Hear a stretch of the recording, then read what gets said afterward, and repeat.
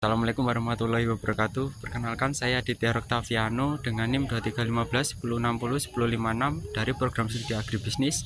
Di sini saya ingin menyelesaikan tugas pendidikan kewarganegaraan kelas 18, yaitu mengaitkan sejarah tokoh pahlawan nasional dengan tema materi yang sudah diberikan pada MMP. Baik, saya akan membahas pahlawan nasional yaitu Frans Kaisepo. Frans Kaisepo merupakan salah satu tokoh pahlawan nasional yang lahir di Wardobia pada 10 Oktober 1921. Beliau wafat pada 10 April 1979 dan dimakamkan di Taman Makam Pahlawan Cendrawasih Jayapura. Selain itu, Frans Kaisepo juga diabadikan dalam uang kertas pecahan 10.000 pada 19 Desember 2016 sebagai nama Bandara di Biak dan nama Kapal Tentara Nasional Indonesia Angkatan Laut. Pemberian gelar pahlawan nasional kepada Frans Kaisepo bukanlah tanpa alasan. Frans Kaisepo merupakan sosok aktivis yang selalu memperjuangkan tanah kelahirannya dari jajahan Belanda dan berupaya untuk bersatu dengan Indonesia dengan mengibarkan bendera merah putih serta menyanyikan lagu Indonesia Raya. Perjuangan untuk mempersatukan Papua dengan Indonesia terus berlanjut hingga pada tahun 1946. Beliau mengikuti konferensi Malino di Sulawesi.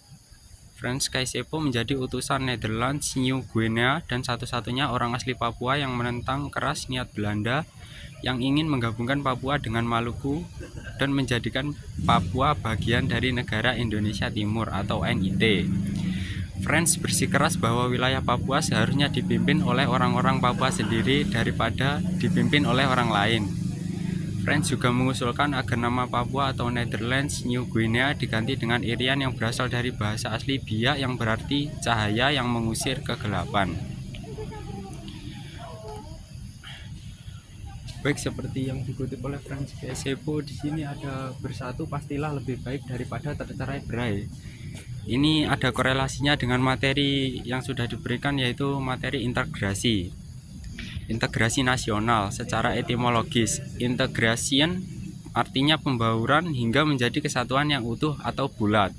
Untuk nation artinya bangsa sebagai bentuk persekutuan dari orang-orang yang berbeda latar belakangnya, berada dalam suatu wilayah dan di bawah satu kekuasaan politik.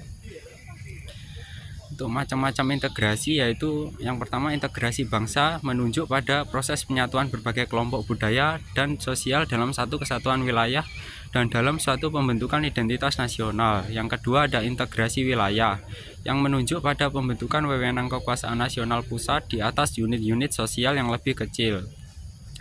Yang ketiga ada integrasi elit massa, mendekatkan perbedaan-perbedaan mengenai aspirasi dan nilai pada kelompok elit dan massa. Yang keempat ada integrasi nilai, adanya konsensus terhadap nilai yang minimum yang diperlukan dalam memelihara tertib sosial. Yang terakhir yaitu integrasi tingkah laku atau perilaku integratif, penciptaan tingkah laku yang diterima demi mencapai tujuan bersama. Untuk aspek-aspek integrasi yaitu ada integrasi politik. Dimensi vertikal menyangkut hubungan elit dan massa guna menjembatani perbedaan dalam rangka pengembangan proses politik yang partisipatif. Dimensi horizontal menyangkut hubungan yang berkaitan dengan masalah teritorial antar daerah, antar suku, umat beragama, dan golongan masyarakat Indonesia. Selanjutnya ada integrasi ekonomi, berarti terjadinya saling ketergantungan antar daerah dalam upaya memenuhi kebutuhan hidup rakyat. Selanjutnya ada integrasi sosial budaya. Integrasi ini merupakan proses penyesuaian unsur-unsur yang berbeda dalam masyarakat sehingga menjadi satu kesatuan.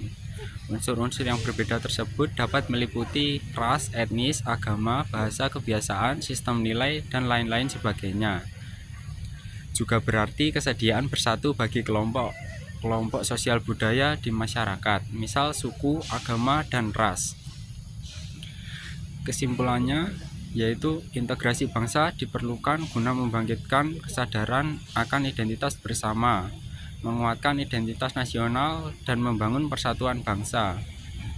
Seperti yang sudah disampaikan, ini sangat berkait dengan sejarah Frans Kaisiepo, yaitu pahlawan nasional yang ada di Papua. Sekian dari saya, kurang lebihnya mohon maaf. Wassalamualaikum warahmatullahi wabarakatuh.